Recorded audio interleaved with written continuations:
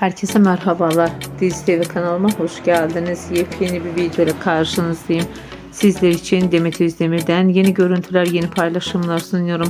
Şık görüntülerini sosyal medyada paylaşan Demet Özdemir şimdi de sizlerin karşısında göz kamaştıran güzelliğiyle, muhteşem paylaşımlarıyla sevilip seçilen Demet Özdemir sizler için geliyor. Umarım beğenirsiniz. Benden bu kadar. Hoşça kalın arkadaşlar.